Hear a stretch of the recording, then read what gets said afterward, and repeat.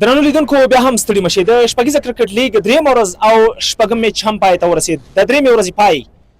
2 بجې 2 پیاوړې لوبډلې میدان ته راښکته شوې بوست ډیفینډرز او مس عینک اتلان چې مس عینک اتلانو لومړی بیټینګ ترسره کړ د وفي الله ترخیل د 950 خالد تڼیوال 9 او همدا ډول سهیل خان زرمتي د 48 منډو پر مټ یې وکولی شول چې مقابلې لوبډلې بوست ډیفینډرز ته د 128 منډو هدف یا ټارګټ ورکړي چې عبدالرحمن پکې بیا د بوست ډیفینډرز لپاره 3 وکټې ترلاسه کړي بهترینه بالینګ وکړ خو نورو بالرانو ورسره ملګرتیا ونه کړه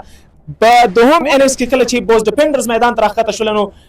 لومړي بیټسمین محمد اکرم یې ښایسته بیټینګ ترسره کړه او 50 منډې وکړې په وروستیو کې ورسره لوبډل مشر نجیب الله صدران هم یو څه ښه همغږي وکړه یووالی وکړه او 26 منډې ترسره کړلې خو په پایله کې داسې وشول چې د بوست ډیفینډرز لوبډله د ټارګټ په چس کولو او راړولو کې پاتې راغله او ټوټل 159 منډې ترسره کړې 20 اورونه پای ته ورسېدل 2 وکټې له لاسه ورکړې او له دې وروسته نو د غوري لوبغاړی به راځي د لوبې او زموږ سره به خبرې کوي بیک سکسر سهیل خان زرمتی چې 48 منډې هم ترسره کړي دي راځي به له موږ تاسو سره به خبرې کوي او د خپل کرکټ او د نننۍ لوبې په اړه به موږ تاسو سره معلومات شریکوي له موږ سره اوسئ لحظه په لحظه تازه معلومات او د لوبغاړو خبرې د کرکټ او د هغوی د ژوند په اړه واورئ